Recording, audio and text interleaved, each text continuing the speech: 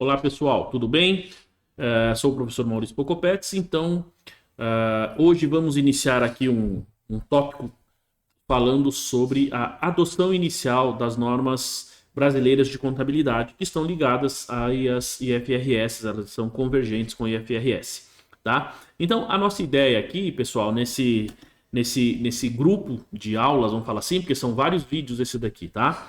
A gente vai tratar então, na verdade, do CPC 13, tá? Que fala da adoção inicial que foi utilizado lá em 2008, tá? Então, esse CPC ele foi emitido em 2008, justamente dando as orientações iniciais para a adoção inicial, ou seja, para você que não aplica as normas internacionais de contabilidade ou as normas brasileiras agora, né, que são convergidas, que você não aplicava, então o que você tinha que fazer para você aplicar. Posteriormente, nós vamos ver outras normas que tratam do mesmo assunto, porque é o seguinte, uma coisa importante, esta norma aqui, então CPC 13, ele trata da implantação do CPC 0 até o CPC 14, tá? O 14, que era instrumentos financeiros, ele foi revogado, mas depois você tem o CPC, se eu não estou enganado, 43, que ele vai tratar especificamente da aplicação do CPC 15 ao 47, tá? E depois nós temos mais um novo aí.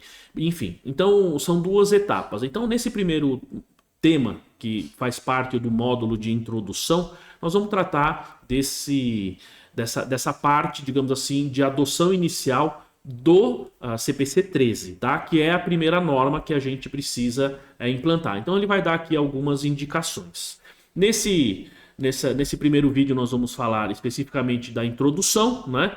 Daqui para frente a gente, por exemplo, nesse vídeo a gente vai começar a ver as normas como um todo, então a gente vai tratar aqui, ver os slides especificamente, como é que eles estão dispostos e a explicação de cada um deles, ok? Muito bem.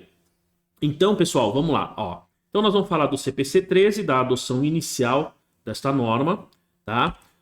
E aí a gente tem aqui, ó. Então a entidade deve aplicar, né, o presente pronunciamento caso suas primeiras demonstrações, veja que ele diz aqui, caso suas primeiras demonstrações, tá? Primeiras demonstrações contábeis elaboradas de acordo com as novas práticas adotadas no Brasil, com atendimento integral da Lei 11.638, tá, pessoal? Então, quem deu, vamos falar assim, o start inicial aqui para essa aplicação dessa lei, dessa norma, da aplicação dessa norma, foi o CPC, a Lei 11.638, tá? Ou seja, as normas mudaram em função da Lei 11.638. Então, ela é que dá, digamos assim, o pontapé inicial para a adoção, tá? Então, por isso que ela tem que estar em conformidade com essa lei. Ó, e medida provisória 44908, que se refiram a um período ou um exercício social iniciado a partir, veja pessoal que ele usa o termo aqui, isso aqui é muito importante, a partir de 1º de janeiro de 2008, tá?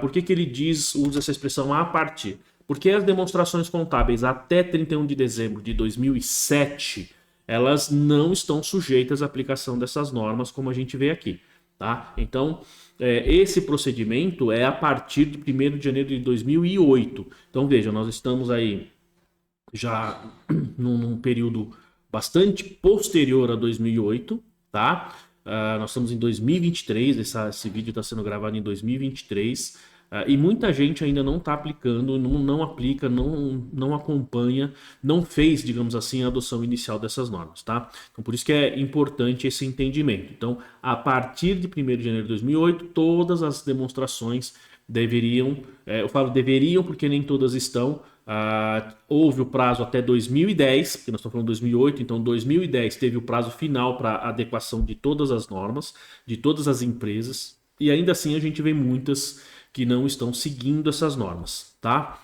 Muito bem. Ó, então a entidade deve afirmar, isso aqui é muito importante, gente, tem que tomar muito cuidado com isso aqui, porque aqui nós estamos falando, ó, deve afirmar explicitamente e sem ressalvas. Tá? Então esses dois pontos são bem importantes. Ó, vou marcar aqui, ó, explicitamente e sem ressalvas. Tá? O cumprimento integral da Lei 11.638 por meio de declaração na nota explicativa. que descreve a apresentação das demonstrações ou a seleção das práticas contábeis. Então, no momento em que você faz a sua demonstração, você tem as demonstrações, que você está apresentando os números, e você tem a sua divulgação, que é feita por meio da nota explicativa. Então, quando você tem a nota explicativa e você está seguindo as normas, aqui é um ponto, digamos, polêmico, muitas pessoas acabam me perguntando sobre isso, falam assim, como é que eu vou fazer? Eu sigo as normas? Bom, se você segue todas as normas, se você segue a Lei 11.638, você tem que ter lá uma demonstração, ó, vou ler aqui de novo, ele fala aqui, ó, explícita e sem ressalvas, ou seja, que você faz, que você atende, que você segue de forma integral a Lei 11.638 e, evidentemente, as normas brasileiras de contabilidade. O fato é que tem muitas empresas que acabam não seguindo 100% dessas normas.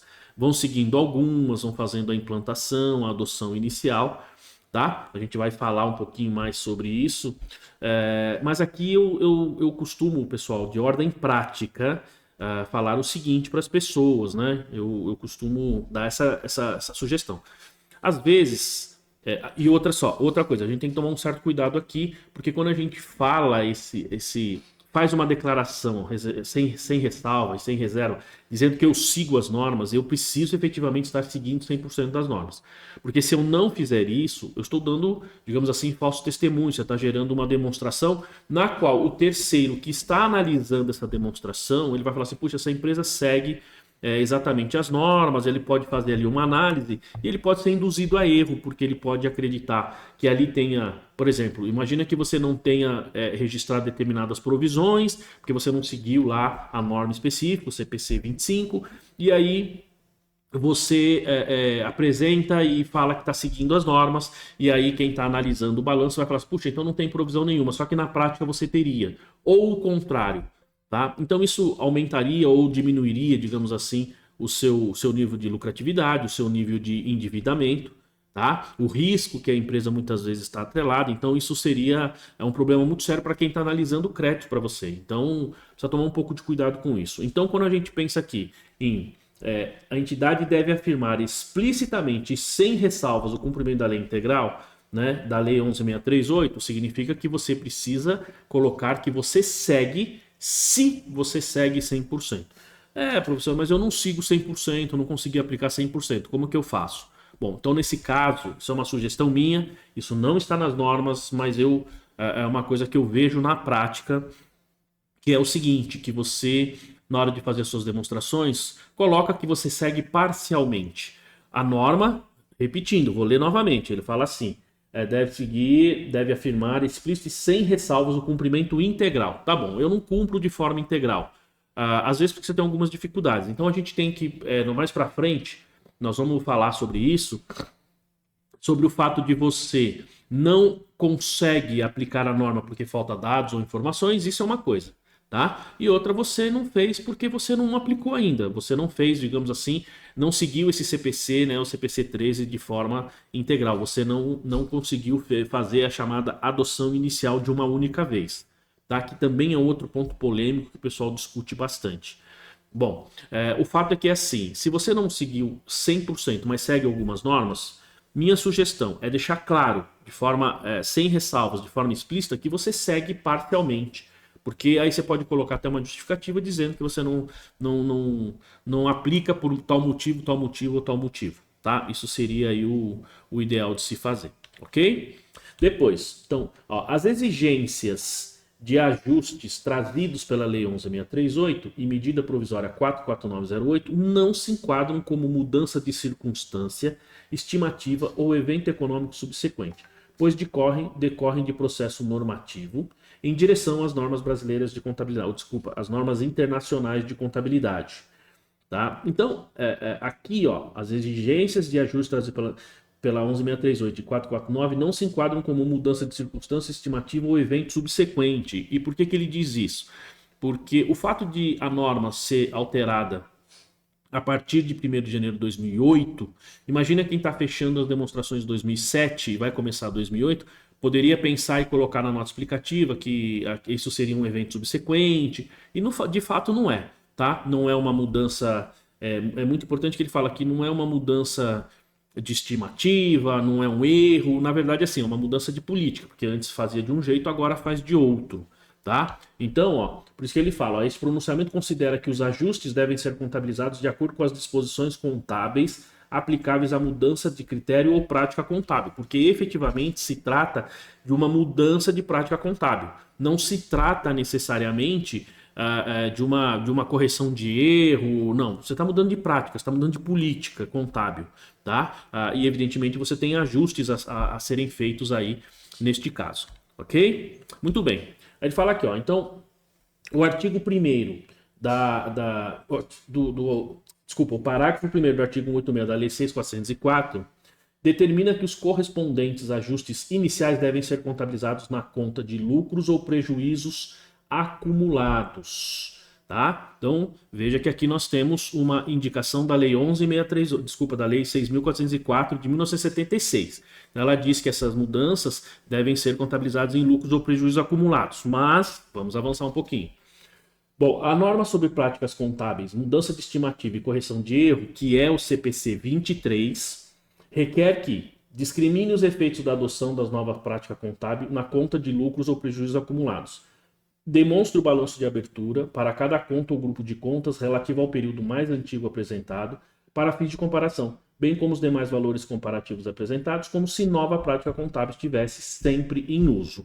Muito bem, então aqui nós temos dois pontos importantes. O primeiro que isso deve ser contabilizado lá dentro da conta de lucros ou prejuízos acumulados. Então aí uma primeira sugestão é que dentro do grupo, tem que lembrar que lucros ou prejuízos acumulados é um grupo, não é uma conta. Tá? Então dentro deste grupo você criar uma conta de ajustes das normas, né? Seria interessante porque assim todo o efeito dessa adoção inicial fica dentro dessa conta e você vai saber com facilidade do que se trata. E o segundo ponto aqui desse slide, né?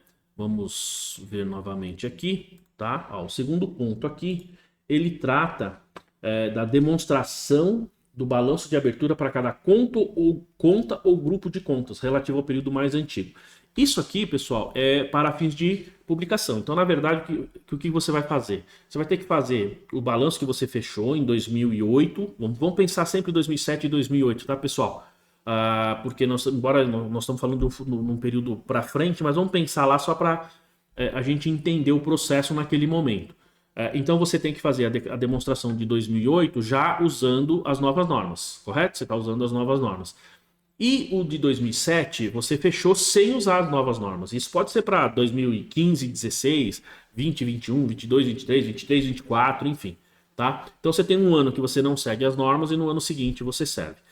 Você segue essas normas. Então, ó, aí ele fala o seguinte, ó. Demonstre o balanço de abertura para cada conta ou grupo de contas relativo ao período mais antigo apresentado para fins de comparação. Ou seja, você vai pegar o último balanço, vai fazer um procedimento extracontábil, evidentemente, que a gente chama de um balanço pro forma. Você vai fazer um balanço extracontábil e aplicar as normas como se desde o início de 2007, vamos pensar, né?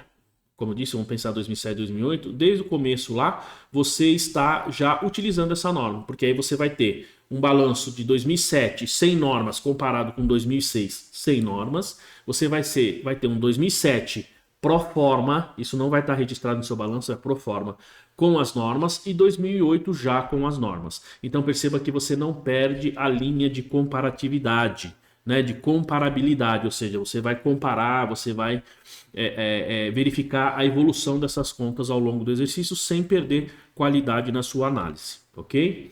Muito bem.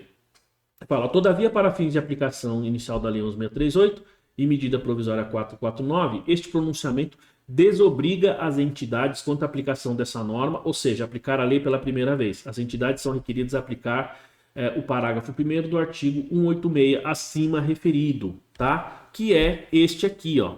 Tá, pessoal? É este artigo aqui que a gente acabou de falar.